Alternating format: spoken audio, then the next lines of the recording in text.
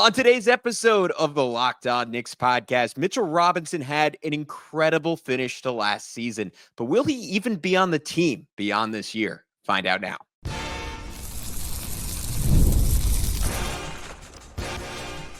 You are Locked On Knicks, your daily New York Knicks podcast, part of the Locked On Podcast Network. Your team every day. Hey, what's up, guys? My name is Gavin Schall. I am the Saturday co-host of the Locked On NBA podcast and a credentialed media member that's been covering the New York Knicks for nearly a decade. He is Alex Wolfe, editor-in-chief of the Strickland, the greatest Knicks website in the whole wide world. You can check them out on all forms of social media over at thestrick.land. And this is Locked On Knicks, part of the Locked On Podcast Network, your team every day, your daily podcast on the New York Knicks, giving the most detailed insight on your favorite team 5 days a week. So be sure to join thousands of other Knicks fans in subscribing on both YouTube and your favorite podcast platform for the best insight on your favorite team every single day. On today's show, we are continuing with our player review and touching into preview territory with your favorite Knick, our favorite Knick, the guy who's been around as long as we've been doing this podcast, Mitchell Robinson. We are going to talk through what was an epic comeback for Mitch when there were questions, is he going to come back? Is he going to look like himself? And he ends up putting together probably the most impactful stretch of basketball in his career. So we'll dive deep on that. We'll talk about if he can stay on the court and what's the best way to ensure that he can stay on the court. And finally, will there be a double big starting lineup? Will there be more double big in general under Mike Brown? Is there a world where he could be more of a lob threat? And does he have a future on the Knicks beyond this year? That's kind of the thorniest of the questions. So we will likely save it for last. But Alex, only one place to start. Mitchell Robinson comes back very late in the season. I think it was around this time last summer we started having those discussions of and hearing reports like, oh, it's going to be later than people think. It might not be until January, and then it might not be until February, and it's definitely going to be after the All-Star break. And we're like, are we going to see this guy? Is he going to play a role? Is he going to get traded before he ever plays another minute for the Knicks? And it goes from that to him having a case for, at least for stretches of some of the biggest games for the New York Knicks. I'll take out the qualifier. The biggest games for the Knicks in the last 25 years, he was clear-cut their best player, and they do not get to the conference finals without him. Yeah, for sure. I mean, it ends that regular season stretch, 17 games, 17 minutes per game, 5.6 boards, 2 stocks per game, 66% shooting, shot 13 of 19 on free throws in the regular season. Things took a little bit of a turn free throw wise in the playoffs, but all in all, really impactful playoffs. 18 games in the playoffs, 21 minutes per game, 5.7 boards, still almost 2 stocks per game, 1.7, 4 offensive boards a game, and then 61% shooting, 39% from the free throw line. We did obviously see teams, particularly Boston, really utilizing the hack a Mitch strategy, which is, say whatever you want about it, it's economical, if nothing else. I find it to be an abomination personally. I think it just takes all the juice out of the game, but it is by the book legal strategy that you can use, and was one that Boston used because they were frankly terrified of what Mitch was doing on the court during that series, particularly in a series where Kristaps Porzingis was really not himself. Mitch was able to just feast nonstop. He was not punished on switches often. He was just phenomenal all around. But also in the advanced categories, second time in his career, he posted a top 5 playoff offensive rebounding rate in NBA history in at least 10 games via StatMuse. And if you want to get into some of the more advanced stats, Gavin, I mean, it was an interesting season for him, like advanced stat wise. I don't know that they were all like perfect. Like they were minus 1.3 worse when he was on the court in the regular season, but like it didn't feel like he was a negative during the regular season. It felt like he was still, he was getting himself into shape, obviously, like into game shape. But I felt like he was mostly additive. But some of the other numbers are kind of eye popping in terms of how good he was, especially forcing turnovers and just overall things that he was able to do to stop other teams from scoring the ball. Yeah, look, we always talk about net rating is very much a sample size stat. You look at plus minus in a single game, it generally means absolutely nothing. Maybe in very rare cases you can draw a direct line between that and a player's performance. But usually, like you need a lot of games. So when he plays 17 games and he's playing 17 minutes per game in the regular season, it was hard to draw too much for that, especially when a lot of that time came without Jalen Brunson. So I think that might be the noise in that particular number. But in the regular season, at least, offense was 2.5 points worse when he was on the court. Defense was 1.5 or a little less than 1.5 points better, meaning they allowed 1.2 less points per 100 possessions. I found this fascinating. 99th percentile in the regular season forced turnover rate when he was on the court. That might have just coincided with OG getting into one of those really hot turnover stretches. I know Mikal Bridges turned up his defense a little bit as the season went along. And it does raise an important point with Mitch that we can talk about in terms of his value on the Knicks going forward, that having him in versus having Karl-Anthony Towns in, obviously it allows someone like OG Anunoby to gamble a lot more. It allows Deuce McBride to play confidently with ball pressure, like at the point of attack, in a way that he just can't if Cat is your back line. We saw Mikal Bridges turn into a completely different screen defender when Mitch was in, and look like, if not elite, hyper competent, versus being, again, at least statistically, the worst in the NBA when he was paired with Cat. So I think that was notable. Again, a number where there's a lot of noise. Opponents were weirdly elite offensive rebounding against the Knicks when he was on the court. I choose to assume that is more of an indictment on who he was on the court with than Mitchell Robinson in particular. I just found that fascinating. In the playoffs, things righted themselves to some extent, though. I do think it's interesting, and I'll let you comment on this, but they were just plus 1.5 when he was on the court in the playoffs, which is maybe more so about Cat, because they were just dramatically better when Cat was on the floor. So maybe that's less of, again, a negative on Mitchell Robinson and more of a positive on Cat. And obviously it's not even a negative in the sense that they were positive and better than they normally were when he was on the court. It is only weird in the sense that if you watch him, like, the eye test screamed, this is like the single biggest difference maker on the Knicks. Once you have Jalen Brunson, like, right, setting your baseline of high level, like, elite basketball, Mitch was the guy where you're like, all right, I feel him. Like, he like had that possession in Game 6 against the Celtics where he is defending 4 guys and on one transition defense, or he gets multiple offensive rebounds and then draws an offensive foul and then gets one and throws it off someone and saves a possession 4 times over. Like, you just felt this massive impact. I guess to that point, the offensive rebounding rate remained elite. 96th percentile offensive rebounding rate as a team when he was on the floor. 74th percentile forced turnover rate, so not as good, but still good. And then the defensive rebounding kind of returned to average, but that's still something I'm looking at going forward, Mitchell Robinson. But I was a little surprised by that number. I would have expected it to be just a bit better. Yeah, I guess maybe it could be explained by the fact that, like, the margins were super thin for the Knicks the entire playoffs. So I wouldn't expect anyone to be posting a huge number one way or the other.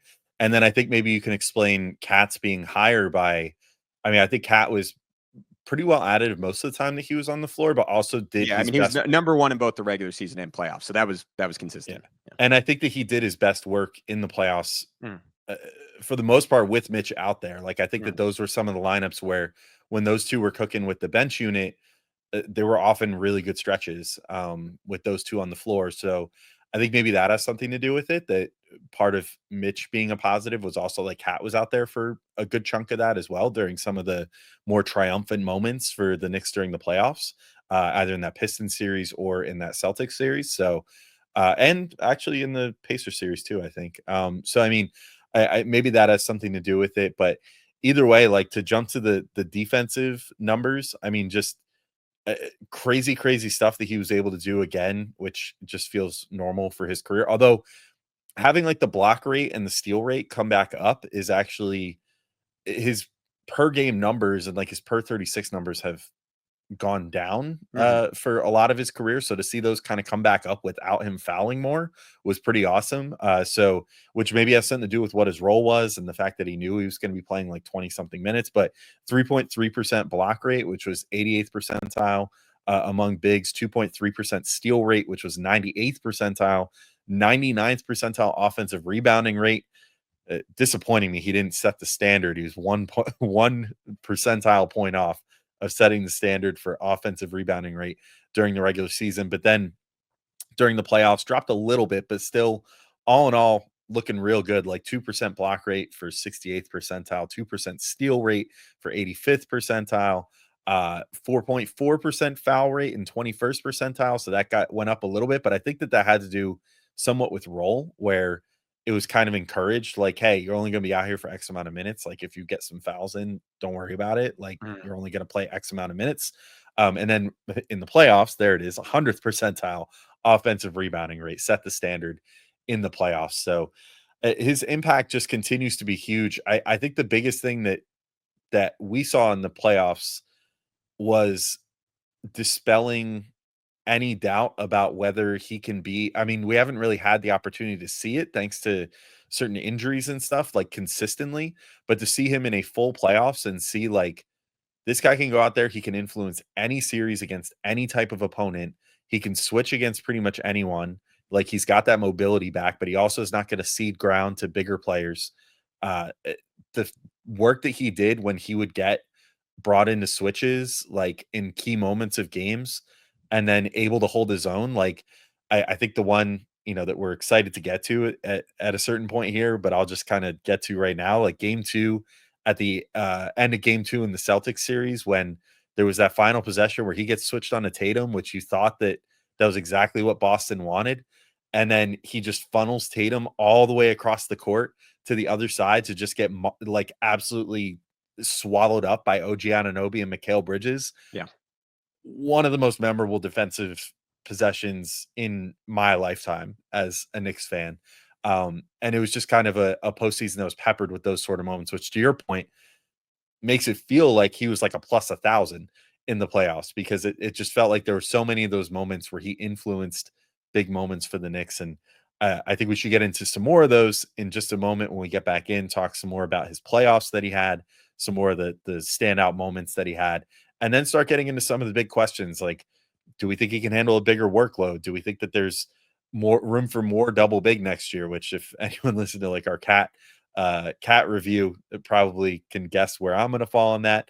But also just because of the unfortunate financial situation in the NBA now, is he a long for the Knicks? Are they going to be able to afford to keep him long term? So there's a lot of big stuff to get into. We're going to get into that in just a moment when we get back in to Locked On Knicks.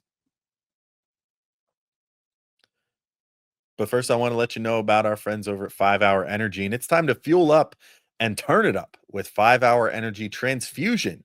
It brings the bold grape, ginger, and lime flavor of your favorite golf drink, minus the alcohol, into a quick, energizing shot. I'll admit, I did not know what a transfusion was before this podcast, and I had to look it up. Sounds delicious. So whether you're sinking birdies or just making memories with friends, this one's a hole-in-one for your energy game. Let's be honest, some days on the course or off it, you just need that extra boost to stay sharp and energized. I've actually just started taking up golf, so I'm just figuring out how to drive the ball straight. But the last time I went out, I hit a number of straight ones. It's pretty great, but I could always use that little extra energy pep there. So that's why I know I'll probably be going to 5 Hour Energy Transfusion the next time I'm on the links. But golf is all about good times and good people and good flavors, of course. And the grape, ginger, lime flavor gives you the best parts of your clubhouse go-to without chasing down the bev cart. If you go to 5hourenergy.com today, that is the number 5hourenergy.com, you can use our promo code LOCKEDONGOLF to receive 20% off your order. This offer is only valid until September 30th on one order and cannot be used with other promotions. The code is not good on subscription orders. So whether you're meeting up with friends or trying to turn 18 holes into 36, get the energizing boost you need to power through. Order transfusion flavored 5 Hour Energy shots today. All right, folks, we're back in to keep talking through Mitchell Robinson and the season that was for him. I think all in all, our consensus so far was a pretty successful season, all things considered, considering how late he came back and the impact he was able to make on the season, which, by the way, shout out to the Knicks medical staff. I think that they had a banner year this year between the patience with Mitch, bringing him back only when it was the right time to. He was in great shape, like pretty much off the rip, like didn't have to come in and play himself into shape too much.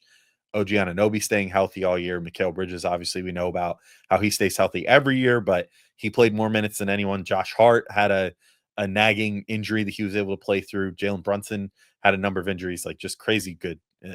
Good time to tip our caps to the Knicks medical staff real quick, because hopefully it means that Mitch will be able to kind of have an OG type resurgence next year and, be able to stay healthy the whole season, which is not something that has traditionally been in his bag.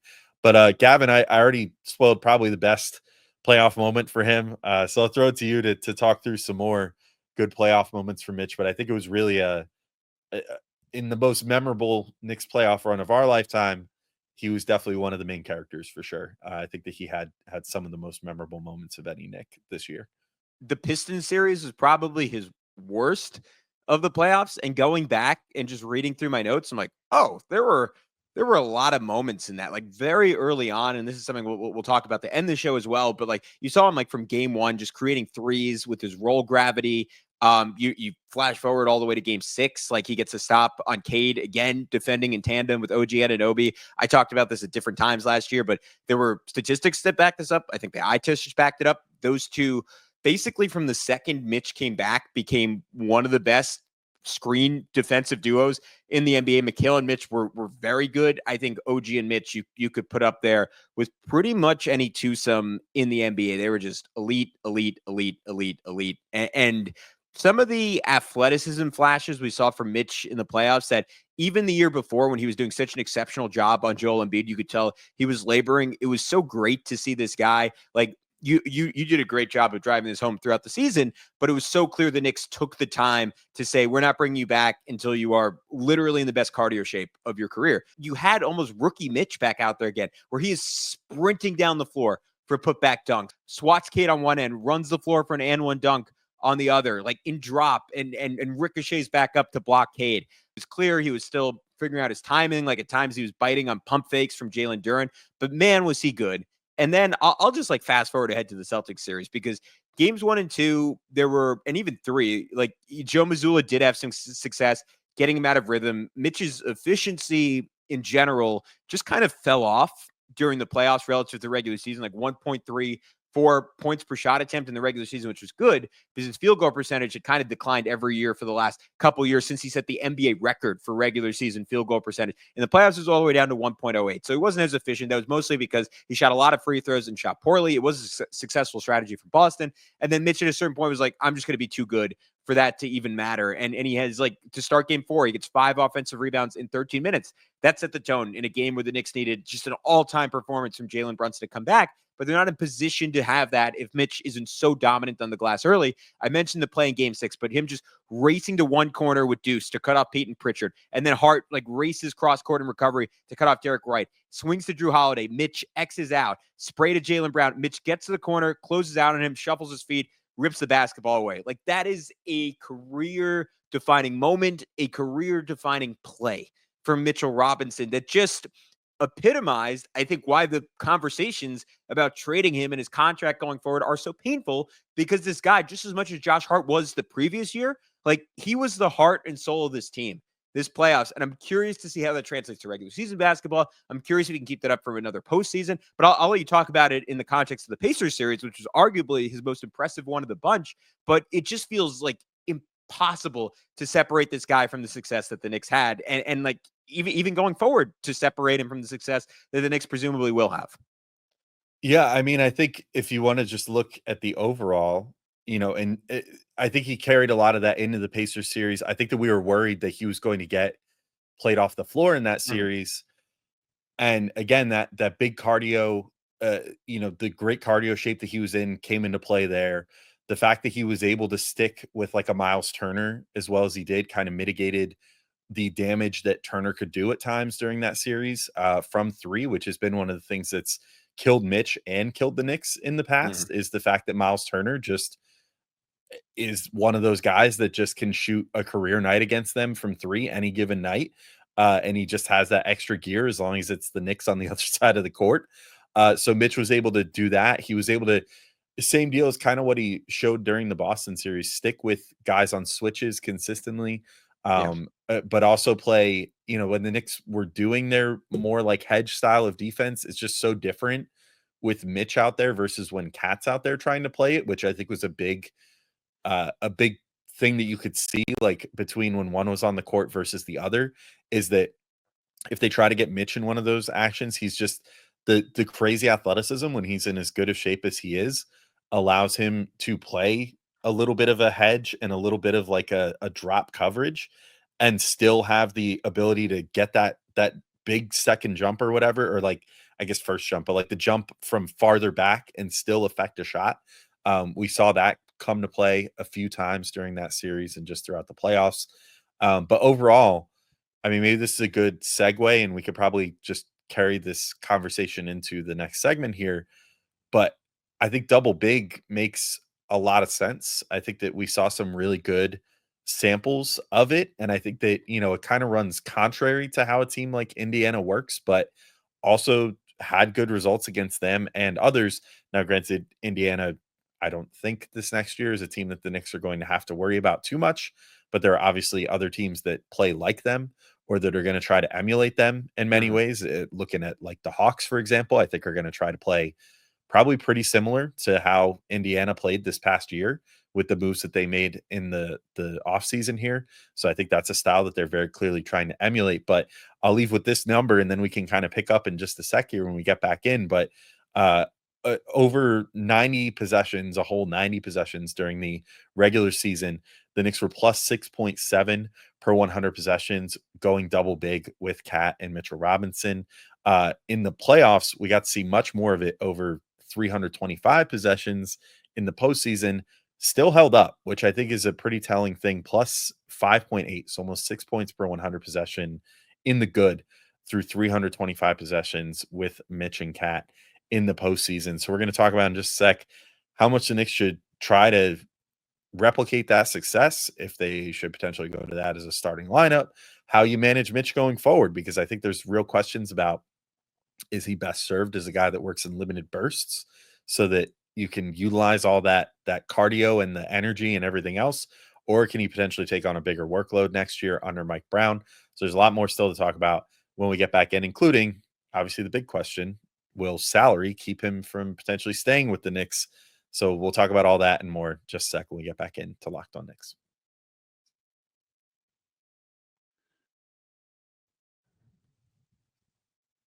All right, Gavin, I closed last segment asking the question, should the Knicks go more double big? I think people are pretty in tune, if they're regular listeners, is what my thoughts are on this. My thoughts are absolutely.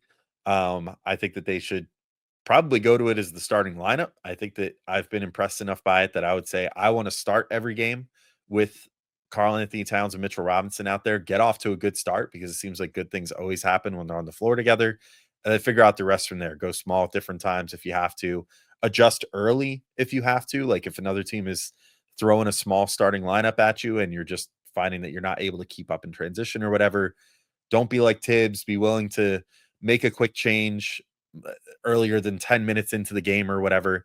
I think that's going to be key for Mike Brown and company.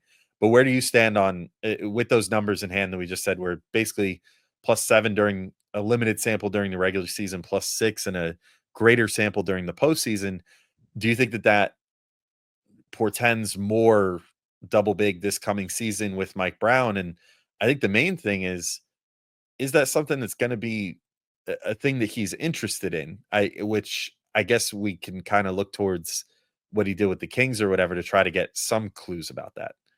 Yeah, and obviously in Sacramento, he made the controversial decision to some extent to quote unquote sacrifice defense for offense. So if you look, they had, I think they played over their talent defensively pretty consistently, but having Domantas Sabonis, who is similar to Karl-Anthony Towns in that he is probably not best served playing center defensively and is not much of a rim protector, they had him play center. So if you're going off that, you would say they're going to start Cat at center. There's been some reporting that people inside the Knicks like the idea of the double big. There's recently some reporting they're considering starting Josh Hart, which I think would be absolutely insane and would defeat the whole purpose of getting rid of Tibbs. But hey, what do I know?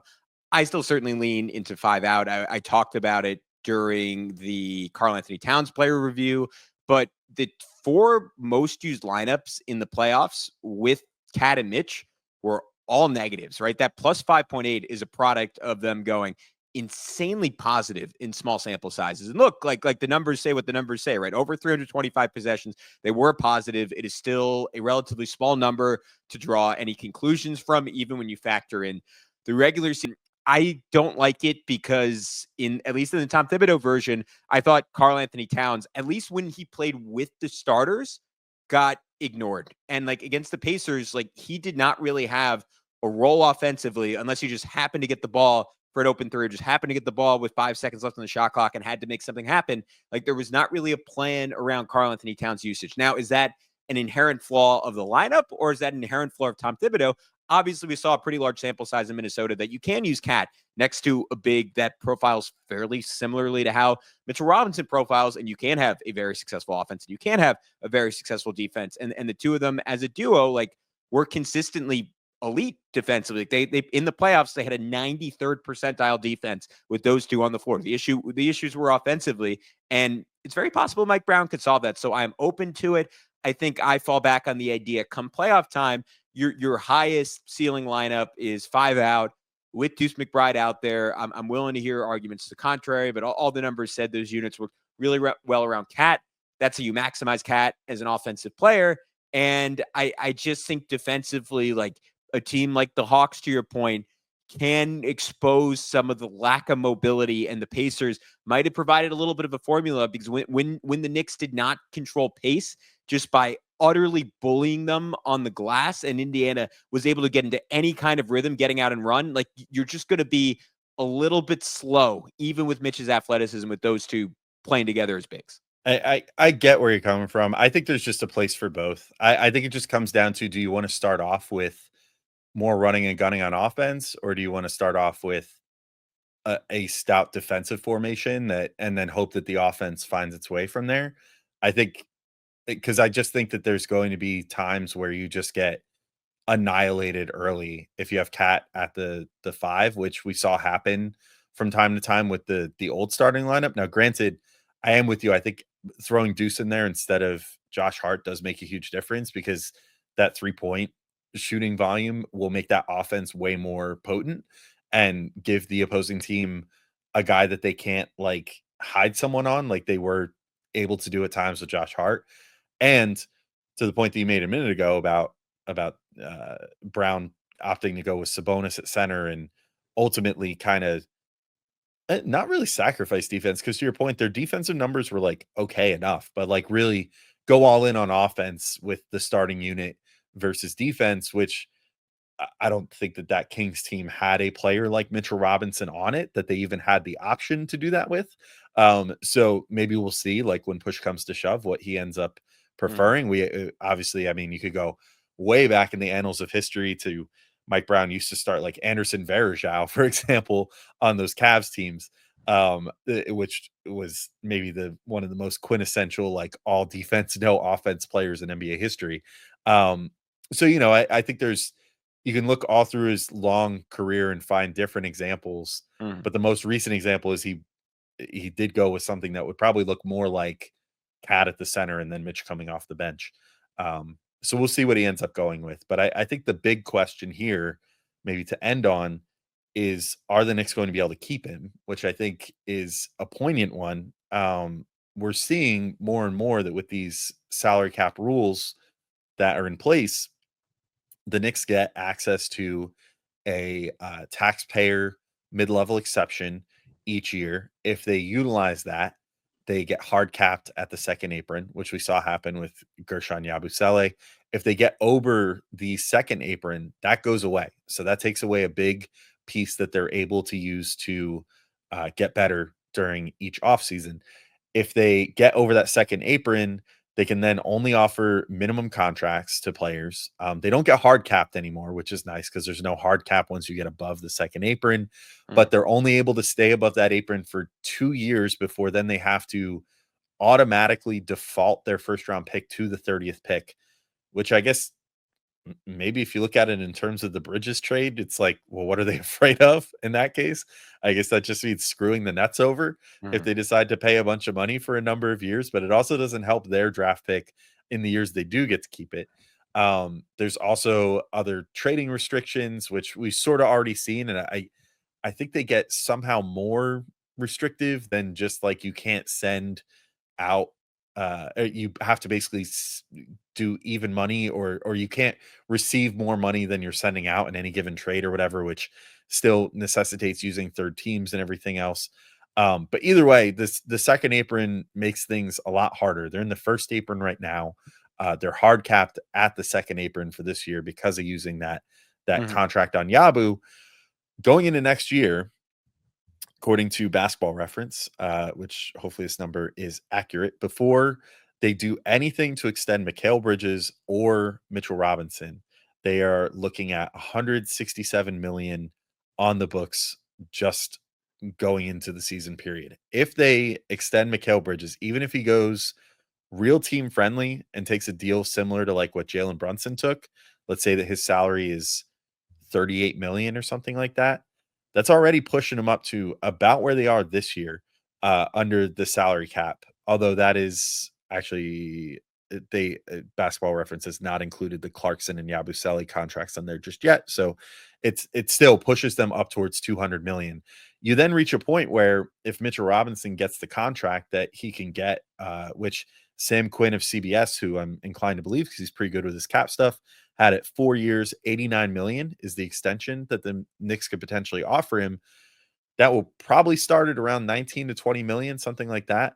I think pretty squarely you can say then, if the Knicks give both Mikal and Mitch extensions, assuming, as we've seen in recent reporting, that they're willing to accept the reality of Giannis staying in Milwaukee and whoever else they might want to potentially go after, everyone staying put going into the season, then they might want to extend both of those guys and get that done this offseason rather than waiting for them to become free agents next offseason.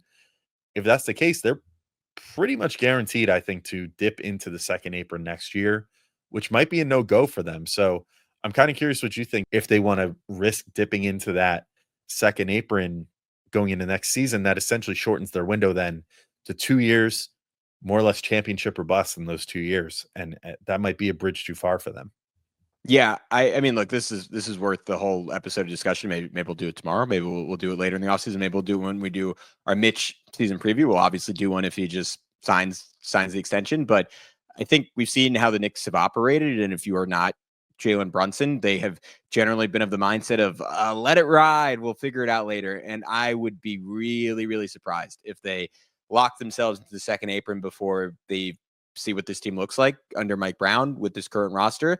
And I mean, obviously I believe you can still trade Mitch before the deadline, depending on when he signs that extension. So maybe they feel like they would still have flexibility, or they feel like they can move off Mikal, or they can move off Josh Hart if they need to get under that number. I really doubt they hamstring themselves that way. And I'm not saying that because I don't believe in Mitchell Robinson. I think they've pretty consistently telegraphed that they don't believe in Mitchell Robinson, and particularly his ability to stay healthy. I wonder what they think about how his athleticism, that unfortunately, you and I obviously for years have had pipe dreams about how is he going to expand his game. Like, he is the once a year cook, a poor Nikola Vucevic type center off the dribble and dunk on him. That's never really manifested, right? Like, he's not a skill-based player. He's an athleticism-based player. Theoretically, like 28 through 32, like you're getting pretty much his prime years, and you can stomach that. Like, he's deserving of a lot of money. We've illustrated all the reasons why he's neck and neck with Steven Adams for the best offensive rebounder in maybe the last 20 years in the NBA. He is absolutely an elite, like top 5 or 6 in the world, in my opinion, drop defender.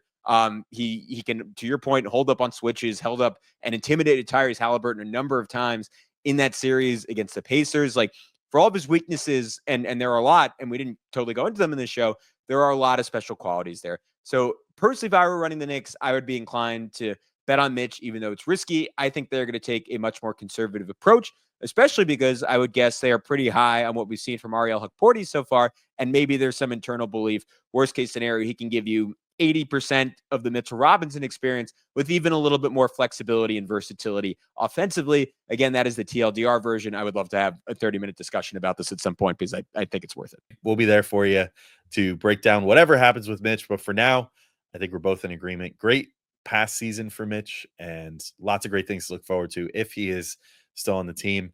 Programming note, we normally are here for you guys 5 days a week, but going forward for the rest of the summer up until the offseason, there's a chance we might be as few as 3. We're on our off-season schedule at this point, so we'll be back later this week, probably going to review Deuce McBride's season. Of course, we'll be here for any breaking news if anything happens, but if you start seeing a little less Locked On Knicks in your feed going forward, that's why we're taking our summer vacation too. But until next time, thank you all for listening, and we'll talk to you soon. Peace out, everybody.